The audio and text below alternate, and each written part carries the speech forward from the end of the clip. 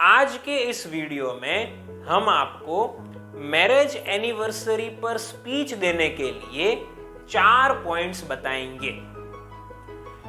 आपको अपनी स्पीच की शुरुआत संबोधन के साथ और बधाइयां और शुभकामनाएं देकर करनी है। उसके बाद जो सबसे पहला पॉइंट आपको शामिल करना चाहिए वह है कि आप जिस कपल की एनिवर्सरी है उसकी लाइफ स्टोरी के बारे में बताइए, उनकी स्ट्रगल और अचीवमेंट के बारे में हो सके तो कहिए। आप कुछ ऐसा बोल सकते हैं, आज सुनील भैया और सीमा भाभी की मैरिज एनिवर्सरी पर मैं एक बात को जरूर कहना चाहूंगा। मुझे पता है सुनील भैया ने और सीमा भाभी ने अपने लाइफ में बहुत स्ट्रगल की हुई है।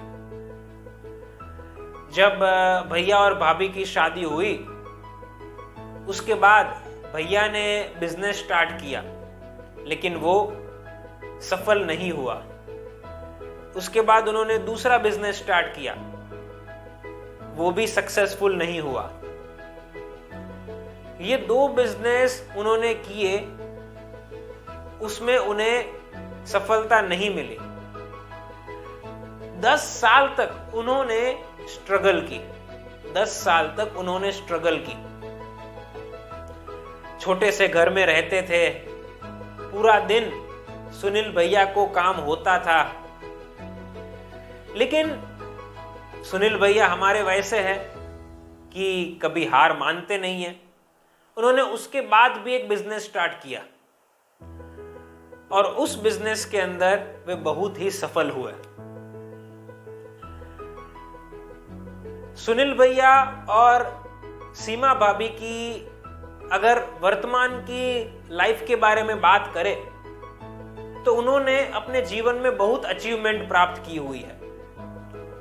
उन्होंने बिजनेस में अपनी प्रोडक्ट्स से बहुत नाम कमाया और माँ लक्ष्मी का भी उनके ऊपर आशीर्वाद था कि जिसके कारण उनका बहुत अच्छा घर उन्होंने बनाया।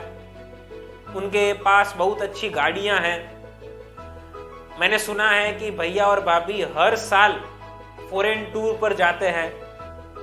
तो ये सारी भैया और भाभी की अचीवमेंट्स हैं। तो इससे हम सबको भी ये सीखने को मिलता है कि जीवन में कभी हार नहीं माननी चाहिए। तो इस प्रकार से भैया और भाभी की लाइफ स्ट्रगल से भरी हुई तो रही है, लेकिन उन्होंने जीवन में बहुत कुछ अचीव भी किया हुआ है। और ये भैया और भाभी दोनों का एक दूसरे को साथ था, इसलिए हो पाया। तो इस प्रकार से ये पहला पॉइंट आप स्पीच में कवर कर सकते हैं। अब हम आगे बढ़ेंगे और वेडिंग एनिवर्सरी पर सेकेंड पॉइंट को शामिल करेंगे कि जिस सेकेंड पॉइंट में हम उस कपल की किसी क्वालिटी के बारे में लोगों को बताएंगे। हम कुछ ऐसा बोल सकते हैं, सुनील भैया और सीमा भाभी दोनों से हमें एक चीज सीखने को मिलती है। सुनील भैया कि जो हमेशा हंसते ही रहते हैं। आप सब लोगों ने भी नोटिस किया होगा कि भैया के चेहरे पर हमेशा स्माइल होती है। आज के समय में ये चीज सबको चाहिए, लेकिन सब लोग उसे अपने चेहरे पर ला नहीं पाते हैं। ऐसा नहीं है कि भैया के जीवन में कोई स्ट्रेस नहीं है, लेकिन भैया ने अपने आप को वैसे तैयार किया है कि कोई भी परिस्थिति क्यों ना आ जाए, हमेशा चेहरा हंसता ही रखो, हमेशा खुश ही रहो। सही बात है ना भैया? सीमा भाभी कि जिनकी खातिरदारी की बात करें तो लाजवाब है। अभी कुछ दिनों पहले ही हम उनके घर गए थे, तो घर में जैसे ही हमने पैर रखा तब से लेकर घर को जब छोड़ा तब तक हमने सिर्फ खाया और पिया ही है।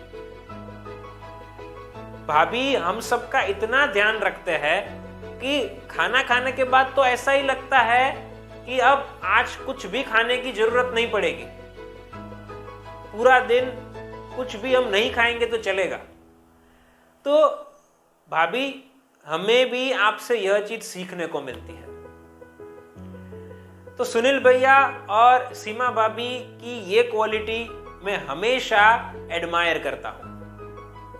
तो इस प्रकार से हमें दूसरे पॉइंट को लोगों के सामने रखना है। अब यहां पर हम शादी की सालगिरह पर तीसरे पॉइंट को शामिल करेंगे और इस तीसरे पॉइंट में हम उस इवेंट के बारे में बताएंगे कि हमें इस इवेंट में क्या क्या अच्छा लग रहा है। तो हम कुछ इस प्रकार से कह सकते हैं। सच कहूं तो हमने कभी सोचा भी नहीं था कि हमें इस कार्यक्रम में शामिल होने का अवसर मिलेगा। दरअसल हमने ऐसा सोचा ही नहीं था कि ऐसा कोई सेलिब्रेशन होगा, लेकिन कुछ दिनों पहले ही भैया का कॉल आया और उन्होंने कहा कि आपको हम सब के साथ शरीक होना है, आपको अटेंड इस इवेंट को करना है। तो हम सब लोग बहुत ही खुश हो गए। एक तो खुशी उस चीज की थी कि भैया और भाभी के लिए ये खास दिन होने वाला है, और दूसरा कारण ये था कि हम सब लोग इस इवेंट को अटेंड करने के लिए भी बहुत एक्साइटेड थे। आज मैं देख रहा हूं इस इवेंट में कि जो वेन्यू को यहाँ पर सिलेक्ट किया गया है, ये वेन्यू बहुत ही अच्छी वेन्यू है। साथ साथ बहुत सारी संख्या में लोग यहाँ पर पधारे हुए हैं, तो बहुत ही बड़ा कार्यक्रम है। और हाँ, ये बात तो जरूर कहूंगा कि जो रोलिंग स्टार्टर है, ज्यूसेस है, उन्हें हम बहुत ही एंजॉय कर रहे हैं। तो ये इवेंट को अटेंड करके हम सब लोग बहुत ही खुशी महसूस कर रहे हैं। तो इस प्रकार से हमें तीसरा पॉइंट लोगों के सामने कवर करके रखना है। अब वेडिंग एनिवर्सरी पर हमें चौथा पॉइंट स्पीच में जो शामिल करना चाहिए वह है कि हम वेडिंग से रिलेटेड या वेडिंग एनिवर्सरी से रिलेटेड हमारा कोई व्यक्तिगत मत देंगे। किस प्रकार से आप बोल सकते हैं, सुनिए, ये उदाहरण है। दोस्तों, शादी की सालगिरह मनाने का अवसर तो बहुत सारे लोगों को मिलता है। लोग मनाते ही है, 1 साल मनाते हैं, 10 साल मनाते हैं, लेकिन 25 साल मनाना या 50 साल मनाना ये सबके नसीब में नहीं होता है। 25 साल मनाना या 50 साल मनाना मतलब कि 25 साल आप दूसरे व्यक्ति के साथ है, 50 साल आप किसी एक व्यक्ति के साथ है। ये एक बहुत बड़ी अचीवमेंट है। भैया और भाभी की ये बहुत बड़ी उपलब्धि है कि वे दोनों अपने जीवन को एक दूसरे के साथ इतने सालों से बिता रहे हैं। आजकल देखने को मिलता है कि बहुत सारे लोगों का ब्रेकअप हो जाता है, शादी तो हुई ही नहीं है, ब्रेकअप हो जाता है। बहुत सारे कपल्स की शादी हो जाती है और शॉर्ट टर्म में ही उनके डाइवोर्स हो जाते हैं। और क्यों होते हैं? छोटी मोटी बातों में उलझने के कारण, झगड़े होने के कारण।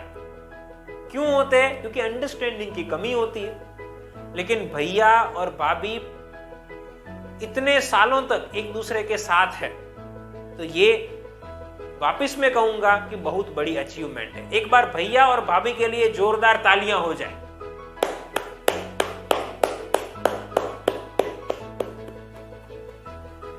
तो इस प्रकार से आप चौथा पॉइंट कवर कीजिए और इसे समाप्त कीजिए। ये कहने के बाद आप लोगों को धन्यवाद कह के आपकी स्पीच को पूर्ण कर सकते हैं। साथियों, इस प्रकार से हमने आपके साथ 4 मुद्दे शेयर किए कि जिनकी मदद से आप मैरिज एनिवर्सरी पर स्पीच डिलीवर कर सकते हैं। फिर मिलेंगे एक नई वीडियो के साथ। Thank you.